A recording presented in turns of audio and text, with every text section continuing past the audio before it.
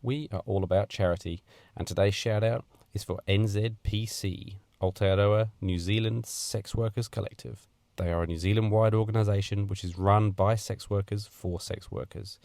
They advocate for the rights, safety, health and well-being of all sex workers.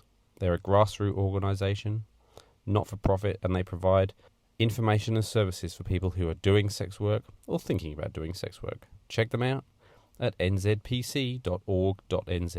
They are Dame Catherine's shout-out of choice today. Sex, the final frontier. These are the voyages of the speculative interdimensional vehicle, Sex in Space. Its mission, to explore new points of view, to seek out fresh opinions, to boldly go where so many have gone before, and still somehow manage to totally miss the point. Subscribe to Sex in Space, wherever quality podcasts are found.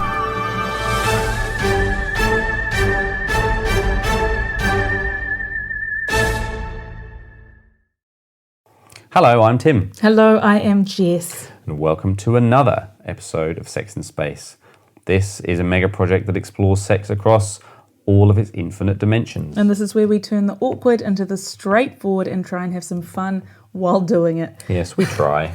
We do try. Today, I've got for you an incredible interview that I did with Dame Catherine Healy. So this interview was recorded during lockdown, right at the height, at the beginning of COVID. That's important to note because it was over Zoom, so It had to be a remote interview. But we were so lucky to get some time with Dame Catherine Healy because they spearheaded the decriminalisation of sex work in New Zealand. So Dame Catherine Healy is the national coordinator and founding member of the NZPC, the New Zealand Prostitutes Collective, the only sex workers union in New Zealand, and they're a world-renowned speaker, researcher and advocate for sex workers' rights. This is such a juicy podcast, so much around the history of sex work and just their personal experience, and it was a real honour to get a window into that world from just someone with so much knowledge and mana. So I really hope that you enjoy. And now, the interview.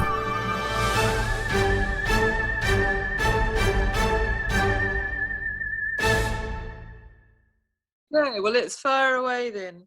Yeah. So thank you so much for your time. I just want to, I know that as I was researching you, I realised that you'd spoken in the House of Commons. And I think when I first reached out to you, I didn't realise quite how important a woman I was speaking to. And now I know that you're this internationally renowned speaker. Yeah, it's quite astonishing. So thank you for taking the time, is all I mean to say. Thank you. And it's a pleasure to speak to someone with such a great agenda. Yeah, Sex in Space is certainly an interesting space. It's still evolving, and iterating, and you coming into it is building a whole nother sort of Lego room, I would say, to what we are. But I guess I want to start first with asking you, Catherine, what has brought you to where you are now? Yeah, what's brought you to the work that you do now? What is that work, first of all, I guess? Sure.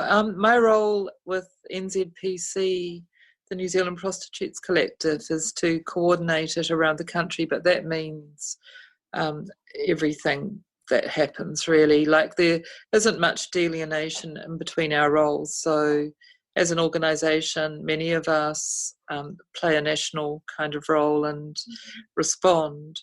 So, for example, we talk with sex workers on a daily basis about whatever reality situations are there.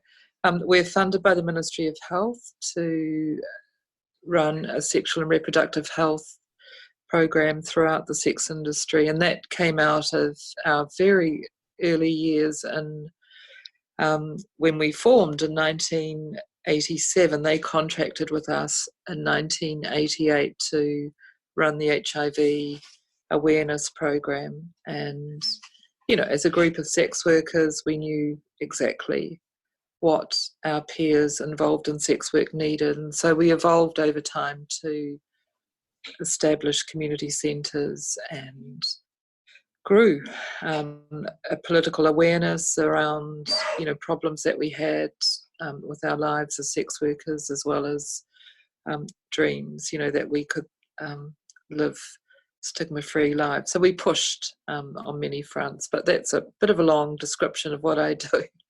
I hope people understand inside of that there's something that's organised in our approach to sex workers and responsive to what the country needs. Mm. And you yourself identify as a sex worker? I do. Historically, I worked. I'm no longer a sex worker, but I certainly worked for a number of years. And what brought me to that was probably a series of accidents, really. I trained to be a teacher and simultaneously went to Wellington Teachers College as well as Victoria University and graduated from both and taught for 9 years. And teachers, of course, get long holidays, and so I'd explore the world, on our doorstep, and as well as, further afield in countries like Southeast Asian countries and India and Nepal, and I'd have these fabulous holidays and come back with enormous credit card bills. And I went out looking for a job to supplement my teaching for a Friday night, Saturday night kind of thing, and that's how I discovered the massage parlour branch of the sex industry and was hired initially as a receptionist to greet and meet and facilitate introductions between the clients and the women at the time who worked in the massage parlour scene. And I became a masseuse, so called, which was just a code name for a sex worker, and decided to move on from teaching and become a full-time sex worker. Wow. So you're talking about there is, I know you mentioned massage parlour as one branch of sex work, and I'm sure for people listening they might not have a very clear idea of what you mean when you say sex work. I know that it can be quite a broad brush definition. How would you define sex work? What's your words around that? Well, it was interesting because when I started, we just had the old words that are quite stigmatising, and sure, we've still got the word in our name as an organisation. So, we were spoken about as prostitutes, and the work was spoken about as prostitution. So the preference today and for some time has been to refer to us as sex workers and to talk about the work as sex work. Mm-hmm. So broadly, too, that it's more encompassing. Like, obviously there are sex workers who have contact with clients, there are dancers who don't necessarily, who are performers, and the term itself is all encompassing of people who use sexual activity or titillation as a means to make money. So sex work seems to fit more categories of people. Okay. And so that might involve touching, it might involve not touching. I guess it could also probably involve distance connections too. Hey, especially now, I mean, in the situation we're in lockdown under COVID, I imagine that sex work via camera has increased as well. Do you include that in your definition of the people you represent? Yes, and I'm showing my age. Which is very grand when I forget that the importance of things like camcording and so on. I mean, bizarrely, in 1988, there was telephone sex, and that was outlawed by something called the I think it was the Telecom Communications Act, and you weren't allowed to speak in a sexual manner on the telephone.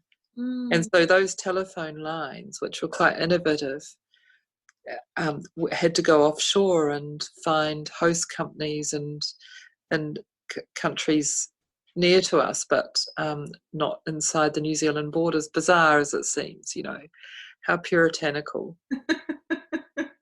That's amazing. The old telephone workers. I think I still kind of remember the ads with sort of a picture of a high-heeled shoe and a long cord, Which... And poor Telecom having to agitate, I imagine. That's what happened. Because I remember speaking about it and saying, well, why would they want to get away with the safest sex possible, in the time of HIV, introducing this mad act?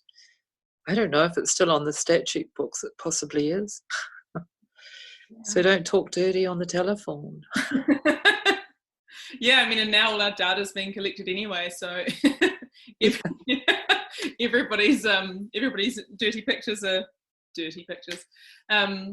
being collected somewhere. I guess I've read about you, Catherine, and I think from my readings I heard something like you worked in the industry for 7 or 8 years. Is that true? Yeah, for seven years, and most of that time was spent with a really strong bunch of sex workers who became some of the founding members of the NZPC. So the idea was hatched in an era when HIV loomed large. The police also had a lot to do with our lives against our will, and we were very vulnerable to lots of things shifting around. We didn't feel that we had much control over our working lives. So yeah, the massage scene, so-called, is practically no longer. Everyone now we'll talk about working, and they'll talk about the brothels, of course, words that we couldn't use in those days because it was against the law to keep a brothel or live on the earnings of a prostitute or ask for money for sex, and none of those things are illegal any longer for adult sex workers. And so, can you paint a little picture for me then? If that world feels like it's disappeared, what did that world feel like? What were the best things about it? What was that life like? You talked a little bit about the police, but what did it feel like at that time?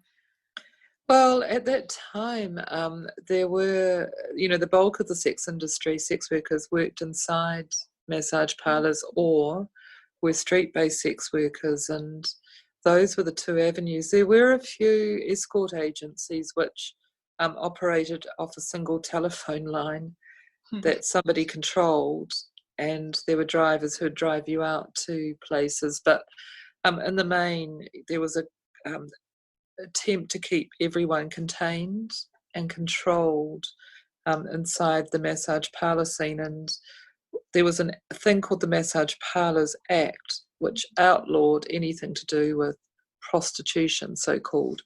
So if anyone was caught, and sometimes that happened, the police would come in and pretend to be clients and set people up and get them to ask for money for sex, and then snap, you would be charged with soliciting. And if you were charged and convicted, you weren't allowed to work in that branch of the sex industry, and that meant your choices were diminished. Some people, of course, chose to be street-based sex workers, and others were forced out of the indoor part of the sex industry into street-based sex work.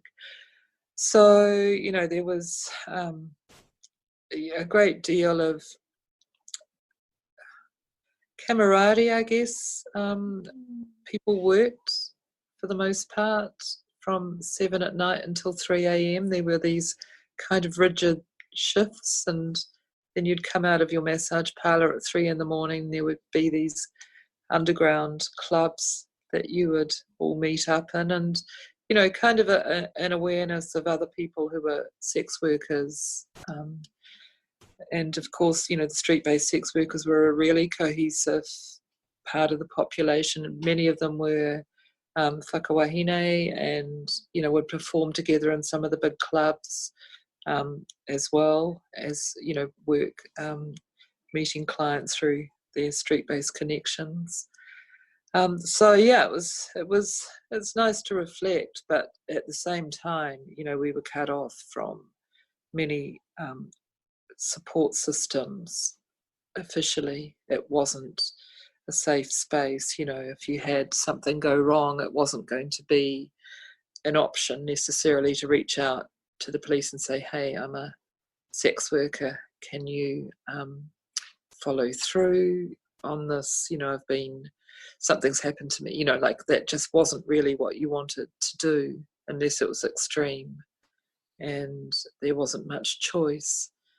The police would come round and visit all of the massage parlours and record the names of the mostly women who were working there, and those names were recorded on a database, and that was that you sat there as if you were and were monitored as if you were a criminal, and that was tremendously put people at a great disadvantage. If you, for example, had another job, you worried that information could come out, that you're also a sex worker and that the police held you on a database. So, there were lots of problems. We couldn't explicitly share information about sex work related activities because we weren't meant to be having any sex work related activities in massage parlours. And of course, massage parlours, escort agencies, all of that sphere of indoor sex work was simply, they weren't built on having nice chats or escorts to dinner.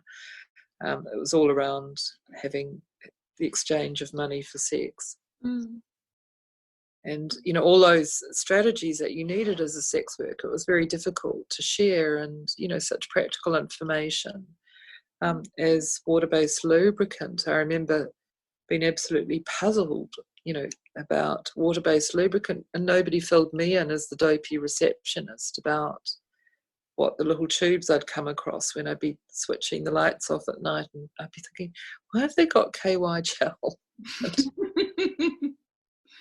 What's going on here? I mean, it was really hit and miss.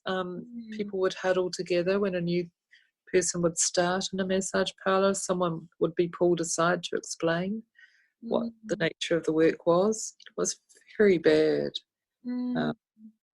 very bad, hit and miss. That's not to say that bad things happened. It was just to say that things could be improved greatly in terms of educative information. So to contrast that today with sex workers who are referred to our organisation confidently by operators of brothels, who will also request condoms explicitly.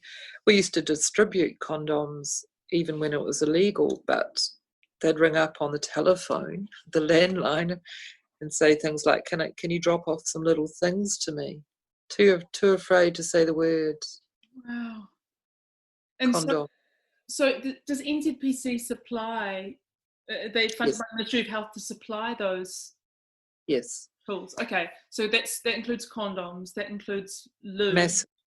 Massive. We do a massive safe sex distribution. So it includes, practical information about working as a sex worker. If you're thinking about becoming a sex worker, we're the organisation you approach, and you might discover that you don't actually want to be a sex worker after we walk you through it, or you may well think, oh, this sounds like me. But so if I am, I'm kind of interested, because I'm like, okay, so what if I do think, oh, you know what, I'm not earning very much.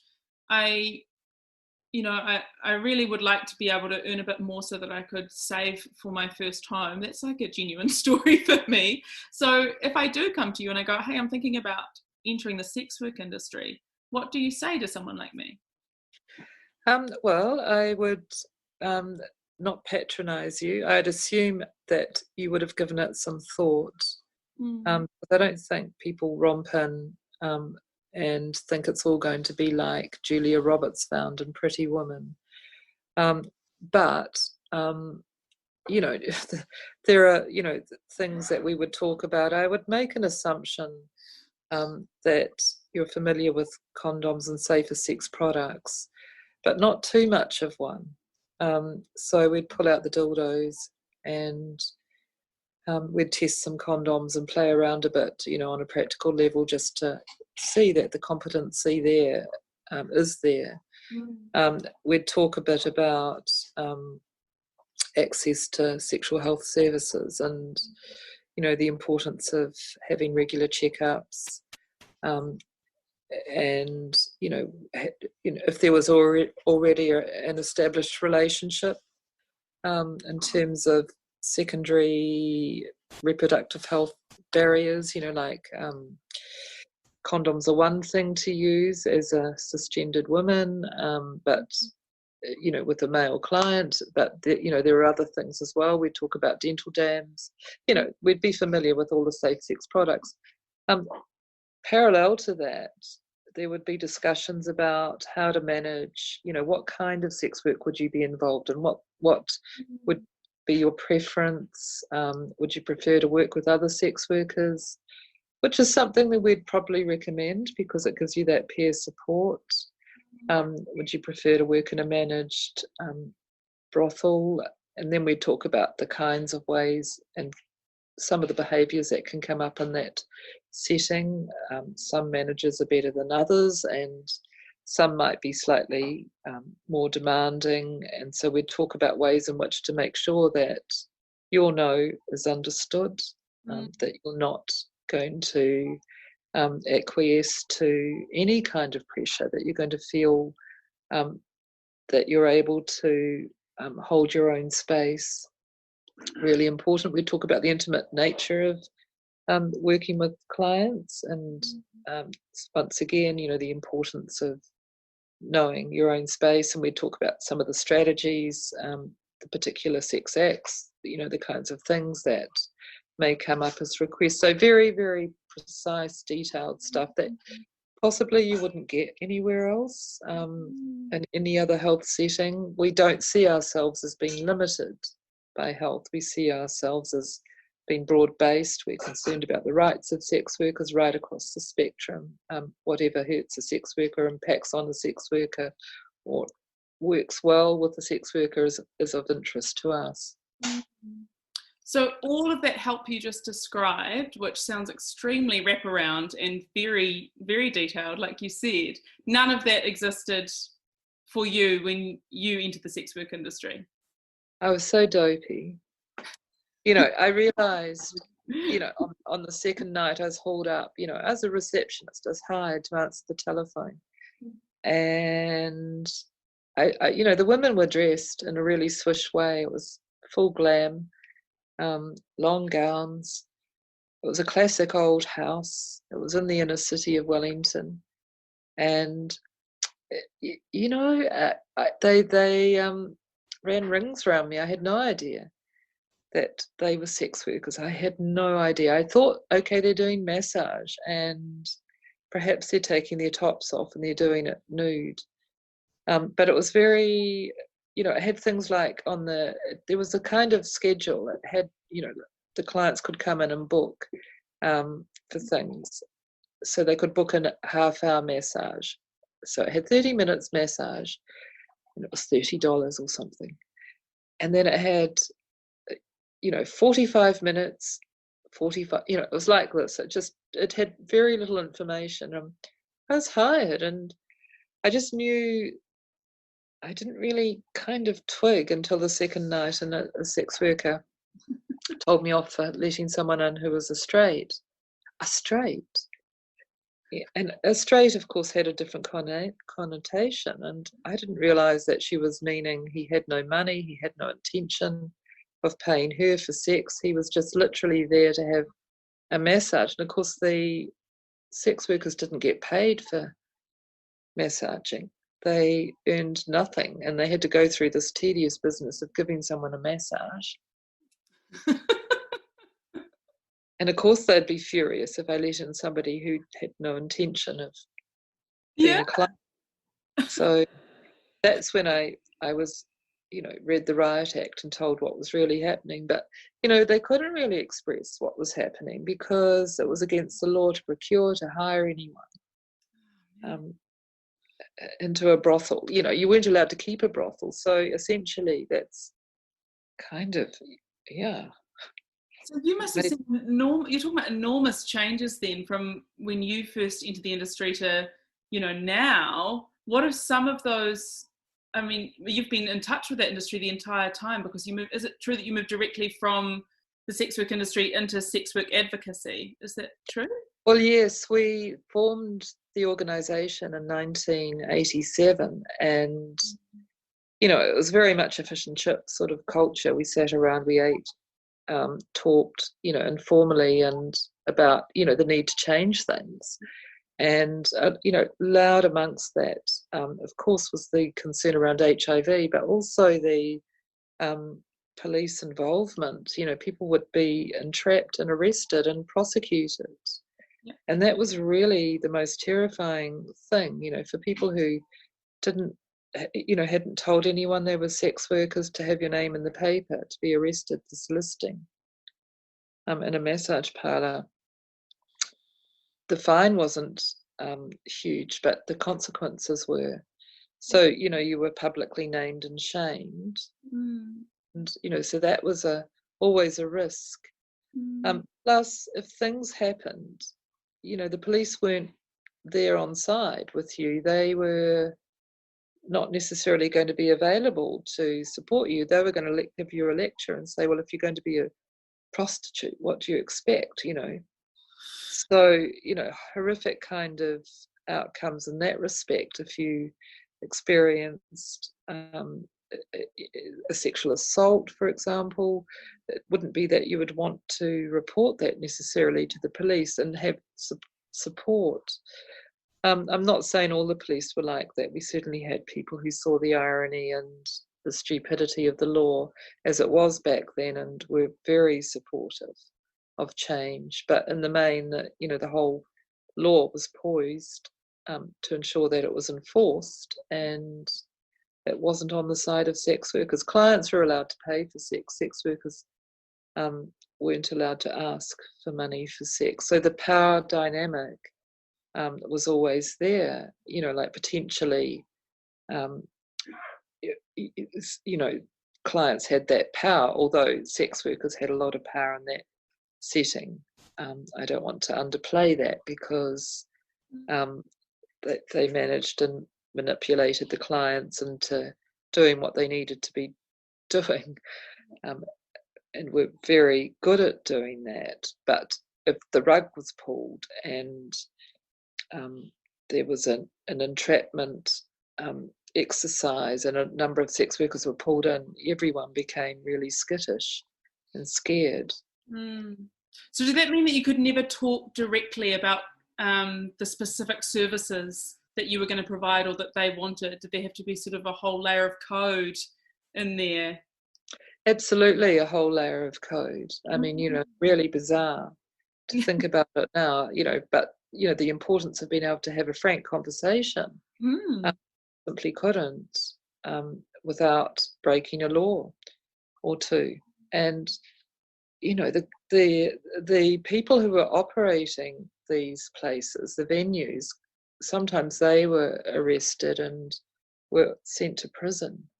So the prison sentences could be up to 5 years. And, there was a great investment all around for everyone to have to toe the line and pretend. So when we started to come out, if you like, that made a lot of people quite nervous, that it was tricky and pushing through to get the HIV, to get people to accept condoms, to keep them in their brothels, in their massage parlours or escort agencies or their wallets and purses,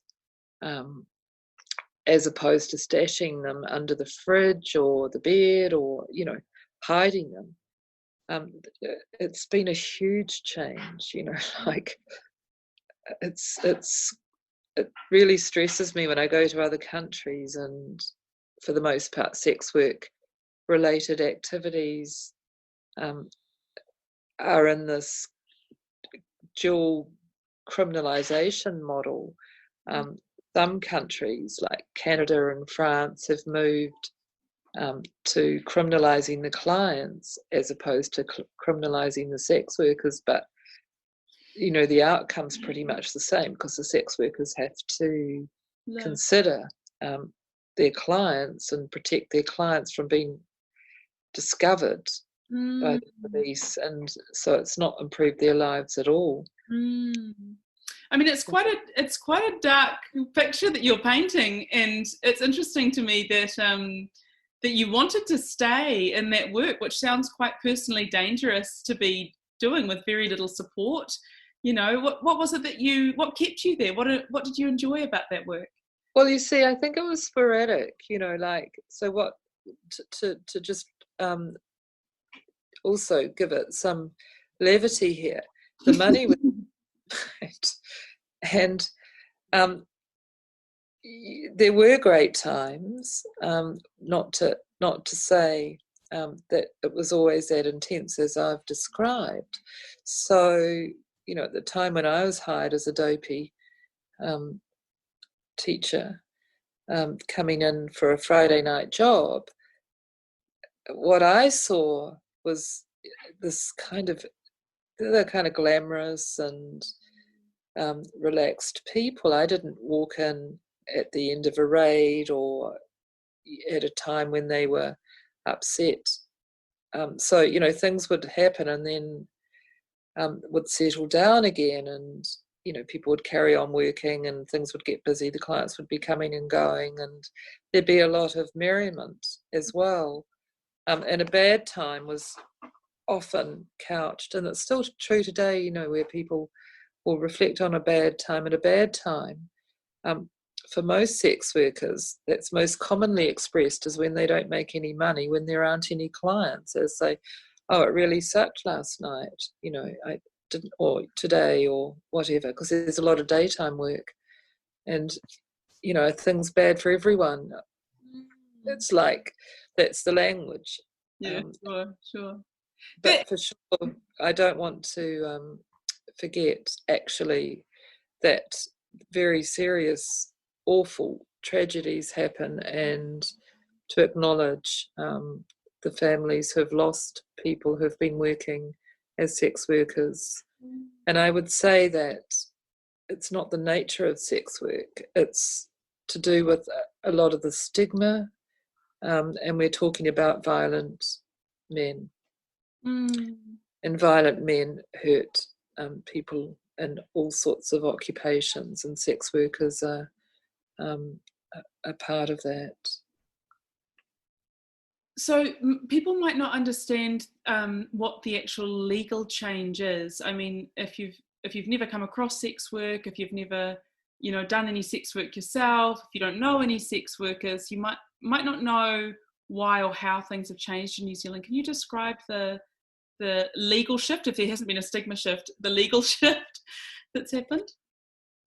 It was important. We realised very quickly on that sex workers needed to be supported, so that there could be these education programs, that the health and safety needed to be supported. So because the work wasn't recognised, or the real nature of the work wasn't recognised, it made education really tricky in that context. And so the example of condoms being seized as evidence to prove that sex work related activities had occurred, or prostitution had occurred, was a real barrier to good health for sex workers. So it was decided to recognise sex work and to improve the labour rights for sex workers. Some people might say, look, it's not, how can you possibly describe it as work? We should try and eliminate and do what the Swedes are doing and stop sex work. Well, in our experience, nobody's managed to stop sex work anywhere at any time in history. So we took the approach to make sure that sex workers had rights and had the right to work in safe environments and could use the same kind of law that's used for any other workplace environment to seek justice. So the aims of the Prostitution Reform Act are built around protecting the rights and the safety, the health, the well-being of sex workers. And it allows for sex workers to have managers if they want. And that allows for sex workers to work inside. You know, some people say, oh, why did we allow for pimps? You know, why have we allowed for brothel keepers? Because simply put, sex workers needed somewhere to work indoors, and often people can't afford to run their own place, nor do they want to, so they need a manager. So you've got to allow for a brothel keeper in that regard, someone who can be held to account under good employment law like any other manager.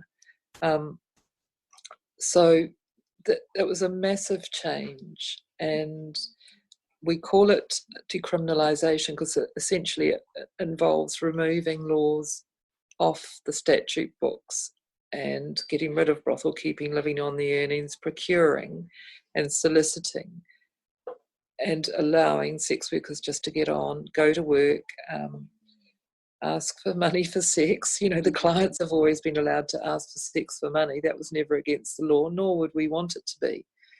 So they're on an equal footing in that regard. So it was a massive change, and it's been looked at and evaluated by, I think, so many researchers. There's so much evidence to say that sex workers are better off under this kind of law. And, you know, there's stuff to iron out. We haven't made it perfect in all respects, but certainly we're on the right path, I believe. Yeah, congratulations on getting that reform through. That was 2003, is that right? Yes, 2000. Yeah. Yeah, I remember because I was 18 at the time, and there was a hot debate among my friends, some of whom thought that we were still calling it prostitution at that stage, I think, that prostitution was, that you couldn't be empowered as a prostitute or as a sex worker. And others of us who were like, well, it's survival for some people. So I'm interested in where you sit on that, like probably slightly dated debate, but I'm interested how many people do come into sex work and seek it as survival work. You know, how many can choose to actually do other work? Do you have an idea of that, a feel for that? It's a very fraught debate, and, you know, a really good question about, you know, how many people come in, and that's one of the topics we talk about with people. Like, if people are turning up and they're coming from the perspective of needing a lot of money, we're really clear about saying, look, there's lots of underemployment in the context of sex work, and there are lots of sex workers who are hanging on by their fingernails. You know, like, there isn't a great deal of work for everyone all the time. You can, of course, make quite good money, but at other times you're going to be stressed and worried that there simply aren't enough clients to go around. So, you know, people who talk about survival sex, generally you hear that in the context of people under the, you know, young people under the age of 18. Okay. It's a term that's generally used in that regard, where a young person may leave home, or a home that has left it, that young person quite vulnerable, you know, for various reasons, might be in a situation where, you know, they drift into sex work. It's not intentional, and, you know, they've got the cycle of needing somewhere to sleep, needing something to eat. It's a very fraught situation, and often that's where you hear that terminology, survival sex. We are certainly on the side of supporting all young people under the age of 18 to broaden their capacities. And, you know, like if there are young people who are working as sex workers, it's against the law for anyone to pay someone under the age of 18 or to hire them. Mm-hmm. So, you know, we put a lot of energy into supporting to try and make sure those young people are in situations that are safe and that would broaden their choice away from sex work. But yeah, choosing to do sex work seems to be like raising a red flag. Some people might say it's no such thing. You can't do sex work.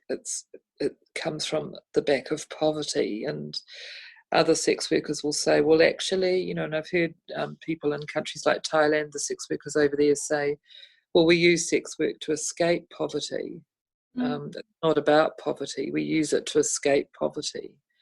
And we need rights, and we need labour rights. You know, like you get sex worker communities that are highly organised, countries like India, Thailand, South Africa. Many of those sex workers are calling for decriminalisation like we have here, or a model similar, so that their labour rights are recognised. And that debate, you know, whether they choose, whether they're forced, nobody should be forced by circumstance. Sex work, nobody should be forced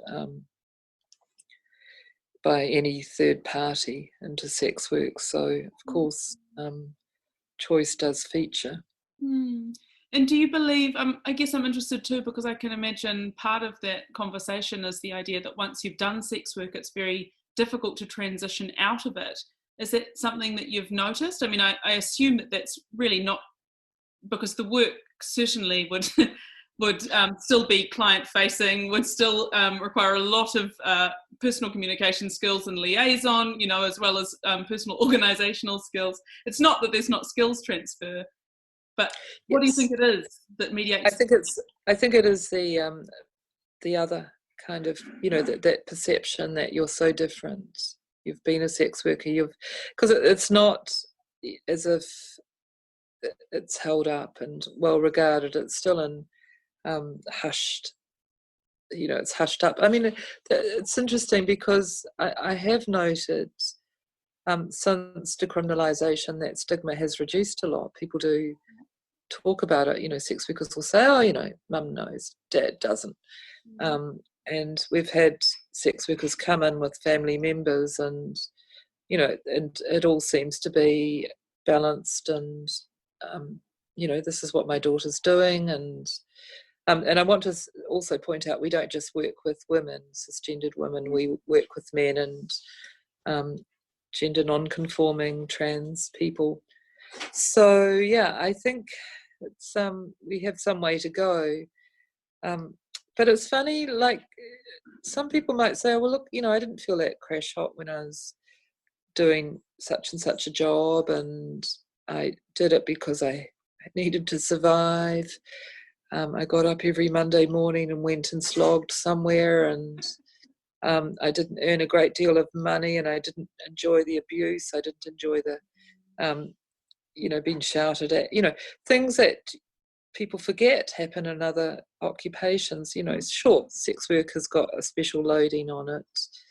And I think, you know, you're putting two complex issues together, like sexuality and women's agency and people's agency around sex, and the idea that they're going to have a lot of sexual partners, and the idea that there's going to be charging of money, you know, God help us.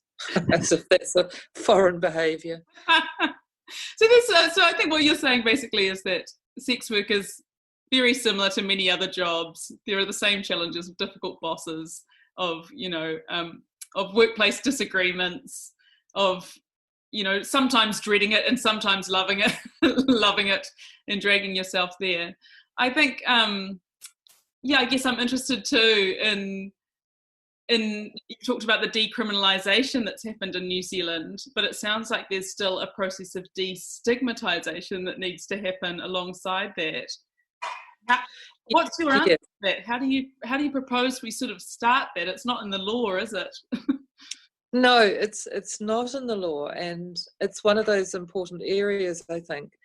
We would like there to be some acknowledgement of it, because definitely stigma feeds into terrible things, violence. I mean, I was reading just this week the outcome of a court case, an appeal where a sex worker had been murdered, and the person who had murdered her, the man who had murdered her, said that he didn't see her as a person.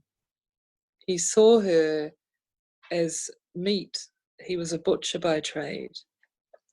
And so that's pretty compelling evidence that we need to be proactively doing something about stigma and making sure that, we in legislation that's reflected, we talk about hate crimes, sex workers are a class of people.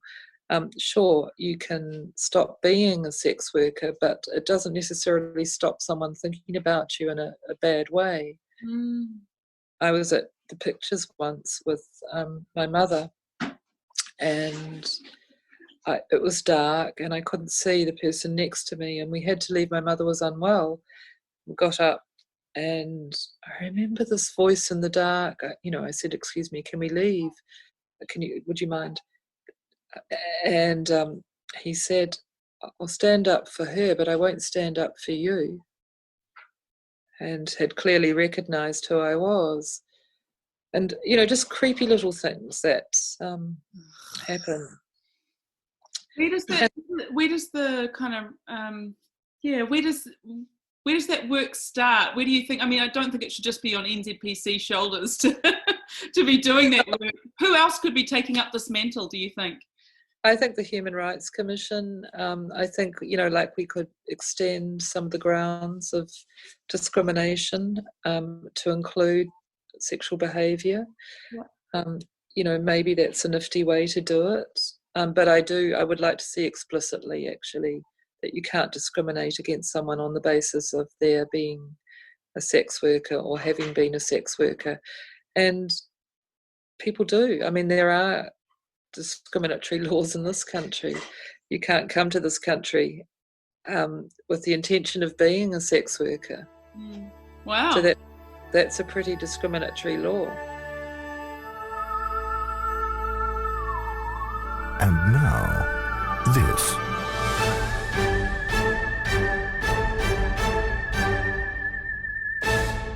At Barbarella's, two therapists compare their journeys.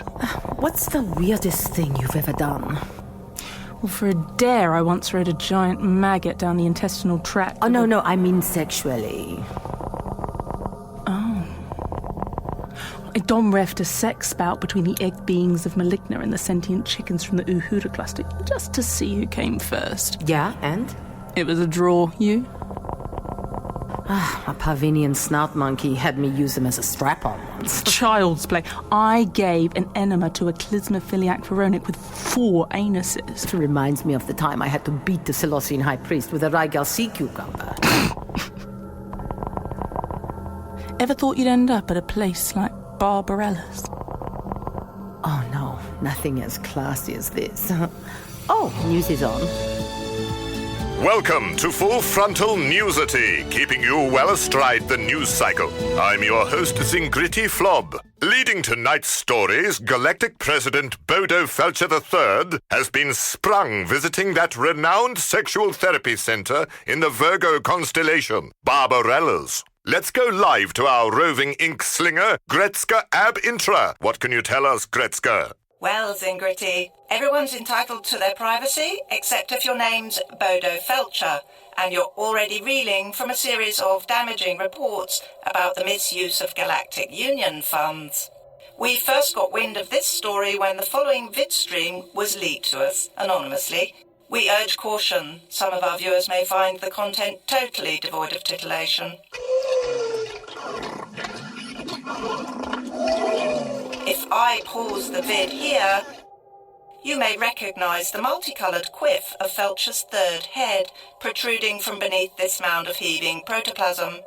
We contacted the Office of the President for a comment and received the following from his spokesbeing. Go a syphilitic Venusian pound, you vestigial pre-literate fondlers. We suspect the President was being ironic. Zingritty? Thanks, Gretz. Physically impressive, but hardly worthy of the office of president. We'll be following this story until it stops being interesting. Next on Full Frontal, 21 railgun salute shoots down visiting dignitaries. Awkward. More after this. Barbarella's, your pleasure is our business. And now to more weapons-grade content. Sex in Space was started because of this massive gap we have, you know, which has been really hugely documented by research that you know, kids are going to porn to try and understand what sex is, that we're not having conversations about genders, we're not having conversations about bodies, and we're certainly not having conversations about sex. And so I'm interested in what your sex education looked like growing up. Seriously, I think I missed the minute at school. and that really was it. I mean, family planning, I remember as a young woman, and when I was 16 I came across family planning, which was fabulous, you know, fantastic, and that was in 1973. Yes. So, you know, so important. But no, I mean, I think it just wasn't there. I just didn't. And, you know, like I read, and of course that's how I learned. And it wasn't that my family was uptight or stuffy or anything, but it just was how it was. Yeah, yeah. And so I guess if we were going to look at, like, if the NZPC was designing the school sex education curriculum, what would that look like? What would a Catherine Healy sex education look like? Gosh, I think, you know, very early on you would be starting, you know, as an ex-teacher, I should have a better answer than this, but you would be starting very early on with, you know, the proper names of people's parts, body parts, you know, ideas around relationships. Some of the terminology around ethical relationships is quite interesting for sex workers to reflect on, so I get a little bit jittery about it, in case it gets sidelined as being an unethical relationship. I mean, I guess with, building blocks, you know, you would go on and eventually, you know, age appropriate, all sorts of discussions, so that children are comfortable with who they are and there isn't homophobia or transphobia and or whorephobia, and we, you know, the kids understand polyamory and just, you know, respect for people. Yeah, I love that. So, I mean, do you think that sex work should be part of the curriculum, an understanding of it at least?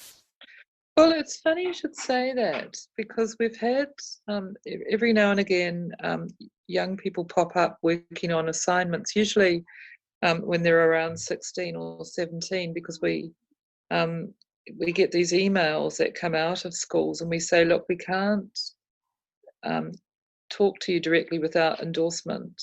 You know, this is our code of conduct, really, endorsement from a teacher or a parent. And that, you know, that there are certainly schools that are supportive of students looking at the issues that sex workers face in a framework, usually to do with the law and so on. But, you know, that's enormous scope, really.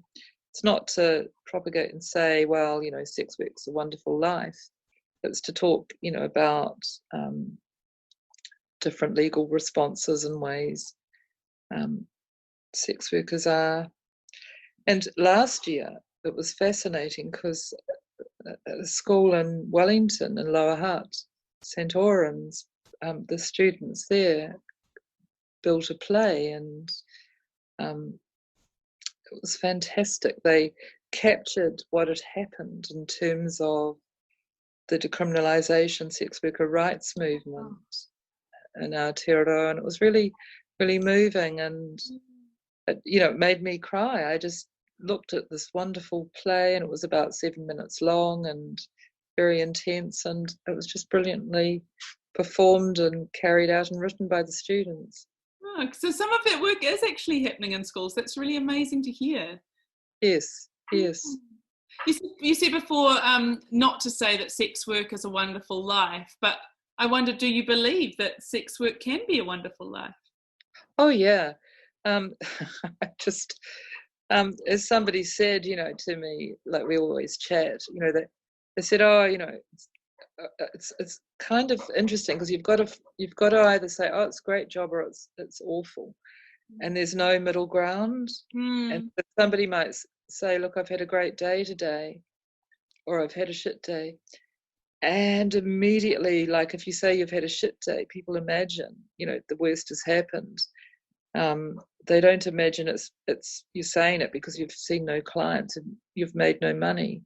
So it's kind of like people aren't allowed those nuanced spaces in between. They're not allowed to say, oh, it's ho-hum.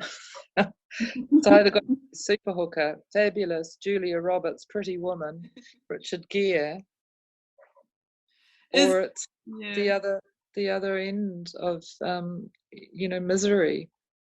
Is sex work just as boring as your everyday office job? Oh, I think so sometimes. And sometimes it's fabulously engaging, It's oh my God, this is going to be a long session. and then it's like, it could be other things as well. It could be, wow, that was really... Yeah, right. Right. Oh, amazing. I'm interested too, because I know that things have changed quite radically with the Me Too era in the last few years. And I'm interested in how that might have impacted, because I know the word consent in my lifetime has floated to the surface only in the last few years as being really even an idea that we should be paying attention to. Has consent always existed in the sex work space? Is that shifted? How has it impacted? Another great question. And I mean, we didn't have the word consent, but the practice has been very pronounced, and I'm reflecting on the time when I began and what I hear now. And, like the definite demarcations between what people agree to. Sex workers have always been fantastically charged in that space and managed, a lot of situations. So, really competently. So, I'd say at top of the class in terms of consent. And I've, interestingly too, I think courtrooms have moved along as well, because, when you get a case into a courtroom, you've got to have a lot of backing behind it. There's got to be a belief that there's a reasonable chance something can happen, So I've sat once with a sex worker who was told off, told really that she'd agreed to some stuff, but that was a bit too out there. This was prior to the law change. Wow. And it would be very hard to convince a jury that she hadn't agreed to the particular act that she disagreed with, that she didn't, So therefore the case couldn't go to trial because it stretched credibility. To today, knowing that most recently there was a court case in the last couple of years where a sex worker had agreed to quite full-on activities, but not to the extent, and so the jury, I think, or the judge, said no, that's just unacceptable, and prosecuted the client. There had been talk about strangulation, I think, in some of the acts that she'd agreed to, faux strangulation, or low pressure. but not to the extent he took it. So, that's kind of a good sign that the consent debate is reaching into all sorts of spaces, really. Lots to do, but that I took heart from that court case. Yeah, I'm interested in what you think the biggest challenges still facing sex workers in New Zealand are. We'd say lots to do. What do you mean? So the biggest challenges facing sex workers, I think, certainly stigma reigns large, but we do have a population of sex workers who are migrant workers who come to this country, and they may be allowed to have a work permit to work in any other sphere except sex work. And of course, what do? They do sex work. So, that's really problematic for them if they are deported. That's, that can be not a good thing to have on your record that you've been deported for sex work. So that's indeed a big challenge. I think, I think there are still some outstanding things. There are bylaws that sit around the country where we look at city councils that have zoned in a hostile way towards home-based sex work in particular. So a lot of sex workers like to manage their own sex work and work from their own home. In some parts of the country that can be problematic because you'll be working in breach of a bylaw. And obviously right now, COVID-19, nobody is allowed to be involved in contact sex work, and that is a challenge unprecedented. This is absolutely something beyond what we ever imagined, and we suspect that's going to continue for some time. That's going to be tremendously challenging. You mentioned before about people who are working online, and I'm interested in whether NZPC covers people who work in the porn industry, adult performers or entertainers. We do, and it's been interesting because it's kind of like a new wave of people now talking about ways in which they can make money from their sex work beyond contact. So people are inventing peep shows and having fun in that regard, and setting up. But yes, we do. We have.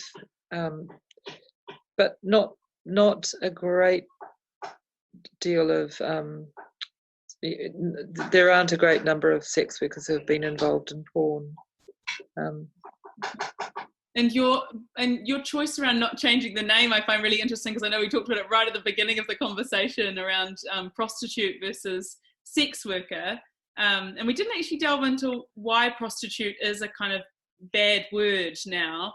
And why you've decided to hold on to it. I'm kind of interested in that tension.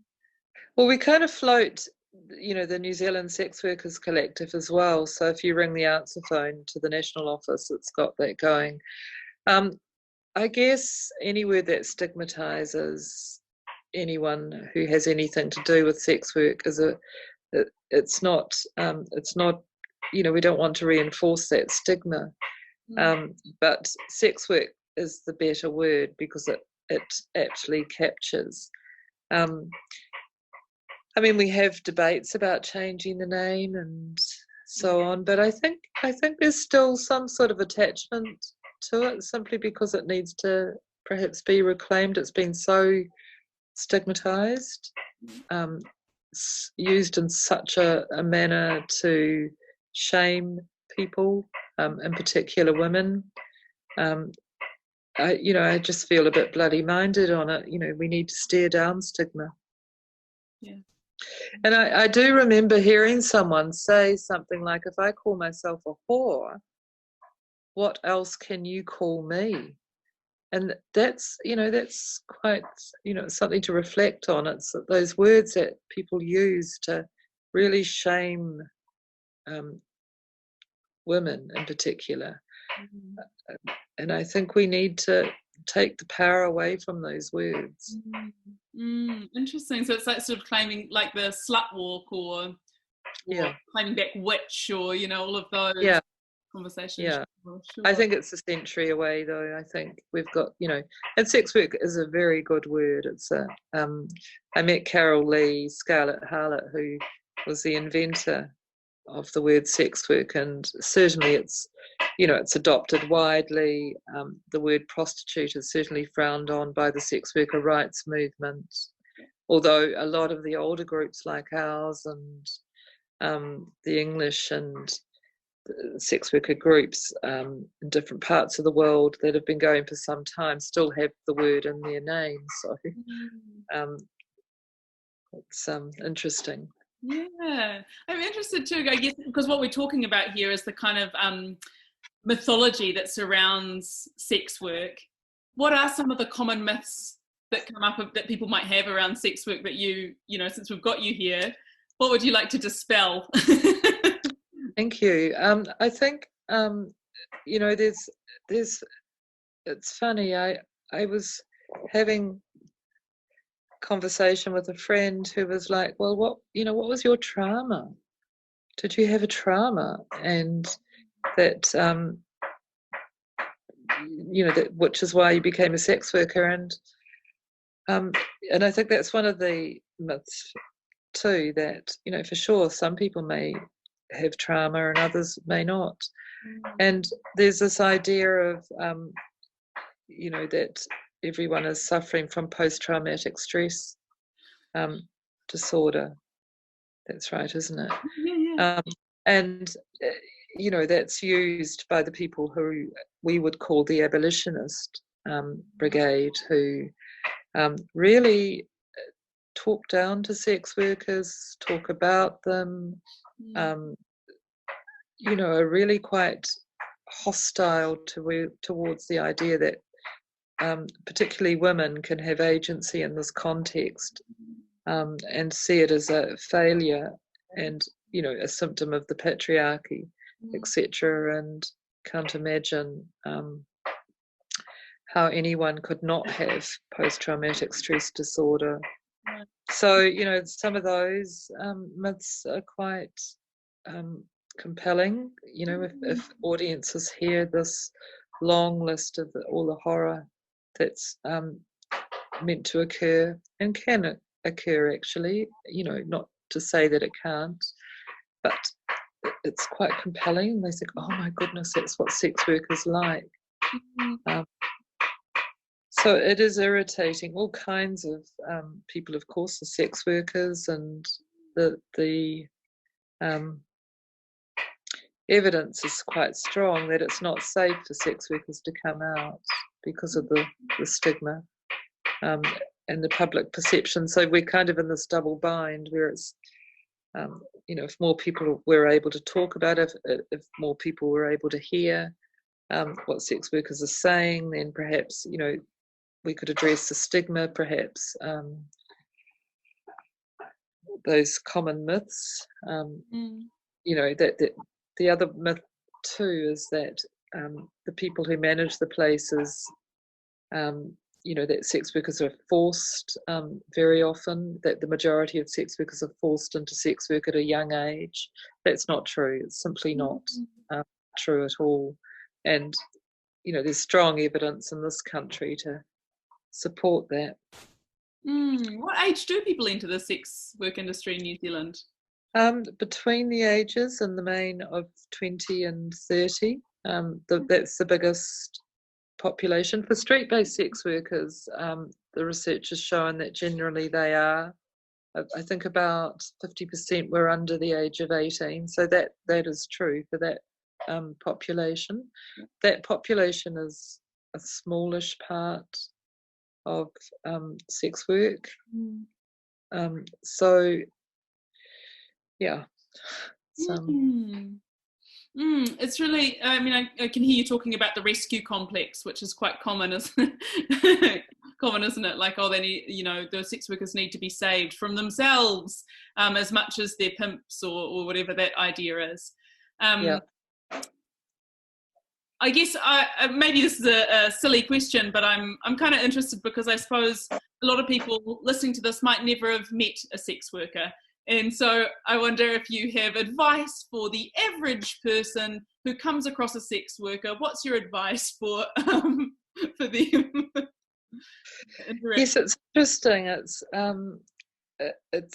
It's funny because you can be in a room full of people and they might say, "And how's work?" But to the sex worker, they probably would want to ask but wouldn't want to say so first. So it's quite awkward. Go at the pace of the sex worker, I guess. It's questions that aren't polite. Aren't polite generally. I mean, like when I meet someone and they might, a couple of questions that happens quite quickly are, "Hello, who are you?" And of course, as a sex worker, sometimes you have a false persona. So you think, "Oh God, who am I?" Or what do you do? And of course you take a gamble on that too. Should I say I'm a sex worker or should I not? Because if you say that, it might bring to a halt any conversation, and it's tricky, or it might bring out judgment. So it's quite worrying. What would I say to a person who meets a sex worker? I'd say you've probably met heaps of them, but you've not been aware of it. For a start, and I know for sure, I still think, no way that person's not a sex worker, no way. So if I'm thinking that after 33 years of dealing day in, day out with sex workers, and I still get pulled up with my own prejudices, goodness knows for the person who would say, "Oh, no, I don't know any," I'd say, "Yes, you do." You're moving amongst sex workers all the time, without a doubt. So I guess, I'm interested in queer rights and LGBT safety personally, and I guess a big question for me always, or a good offering that I try and give, is to try and give people a sense of what would make the queer community feel safe enough to come out or to be themselves. So I guess I want to ask the same question to you. What can the non-sex working community do to make sex workers feel safe enough to come out, feel seen, and be okay? What might that look like? Yes, I guess you have to start small. And those conversations that you have, to not negate or to make comments. Like there's so much negativity, television programs, the sex worker always is murdered. You can start to signal attitudes by sharing positive comments, and not making assumptions, like with children when you're talking, and you don't make assumptions about heteronormative stuff. Same with sex worker stuff. You wouldn't write it off as an occupation, and say, "Oh, well, that person must be really sad or mad or bad or something." Comments like that people pick up. And like I know, I was talking to a mum who's on a school board, and she was like, "Oh gosh, I don't want to be closeted about my sex work involvement. I want to be able to share it." And we're all sort of like, "Well, just be a bit circumspect." Not everyone's going to be there to be supportive of that history, remember. And it's a horrible thing to have to say. But yeah, I think, well,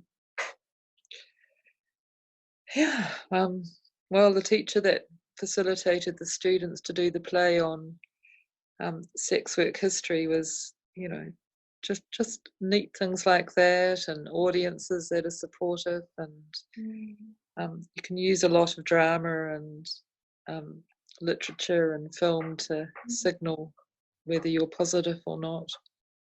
I mean, I'm certainly sure that because you are so visible in that community, and especially now, you've been given these Queen's honours, and so, I mean, certainly you standing up and saying, I've done sex work, I think sex workers deserve rights and treatment as real human beings. That must do a lot for the visibility of the cause. I wonder, I guess I want to ask, you're talking about you're never going to give up sex work, the sex worker rights work, but you're certainly relaxing the rest of your work life. I wonder what, looking back on your career, what you're proudest of, personally. I think I'm very proud. We have this organisation, and we pushed as an organisation to have sex work recognised and sex worker rights held up and enshrined in the law. I think I'm immensely proud of that. Yeah. That we did it, we did it together. We did it, all parts of our community. GBLTIQ played a huge role there. In fact, like a really key role. Georgina Byers' speech in the Parliament, Tim Barnett, the Labour MP, an out gay man, supported the bill, sponsored that bill through the Parliament. Those are just magic memories, really. The night the law changed. Yeah, what was that feeling for you? Because were you in the House at the time? Yeah, yes. And, there'd been 3 readings, and at one point, an unsupportive member of Parliament had looked at me and pointed and said, "That is the face of prostitution." As if I was and another headline had captured something about the cancer of society. We were described as being the cancer of society, and we had to win. We had to get that through. And, not every sex worker got through that night, the migrant sex worker population. There had been a clause introduced so that, migrants weren't able to come to this country and be sex workers like they could in any other occupation. So there's more to do. Thank you so much for all of your time. I know that we've gone terribly over what I said we would, but you've been so exciting and interesting to talk to. I can hear something being chopped in the background, so I'm assuming that's your lunch of some description. So I don't want to keep you too much longer. I guess it's important to put out, to say to anybody who is in sex work that they can always come to the NZPC. Is that right? Yes, and we are the tamest bunch, so you must contact us, by any means you like, and we will be there to see you pretty much, within the moment, or so don't sit in a spot of isolation, especially. We are in challenging times, and know that you're not alone. Look, I don't want to take any more of your very precious time, but Catherine Healy, you have been an absolute delight to talk to, and thank you so much for your time.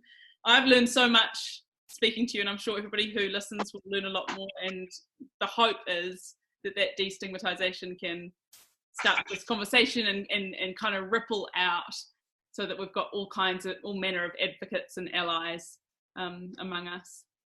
Cheers, thank you so much. It's been a pleasure. Oh, enjoy your lunch, Catherine. See you later. Boom. Hope you enjoyed that podcast. What a delicious conversation. So delicious. Her lunch sounded good too. If you hearing it chopped in the background, if you are interested in, if you're already in the sex work industry and you don't know about what NZPC can deliver, or you're interested in talking to someone about sex work, or you're just kind of interested in general, definitely go to www.nzpc.org.nz. There are incredible people that work there, and they are there specifically for those conversations, to eradicate shame and to really empower sex workers across New Zealand.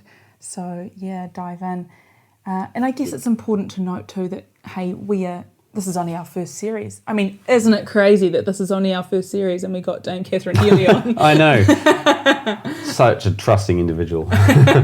But this is only our first series of these podcasts. So we are absolutely delighted by some of the interviews we've got available, and we really recommend that you check out our other episodes around Asians and sex, around ending HIV, around Indigenous gender and sexuality, around raising your kids non-binary. There's so many treats in there, so go and check out our other uber sexy guests. But we'd also love to hear from you, the audience. We want to know what you loved, what you hated. Maybe tell Tim what you hated, not me. I can take it. Some feedback, some ideas, the topics you want covered, and the people that, if you can think of someone that you think we absolutely should be talking to, we'd love to hear that. So send us anything at all to hello@sexandspace.com.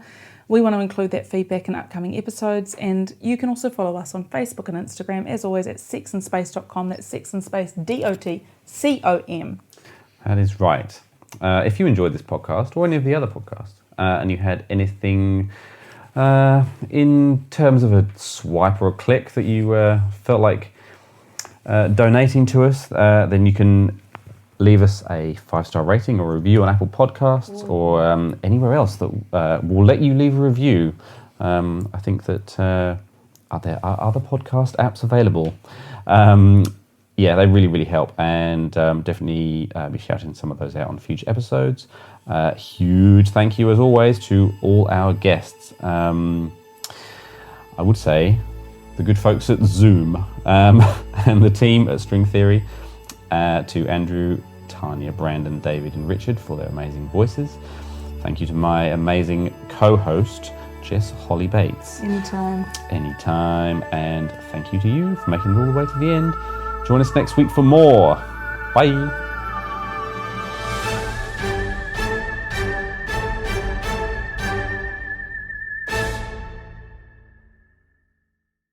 If you found some of this material a little challenging, keep coming back and we'll make it really challenging.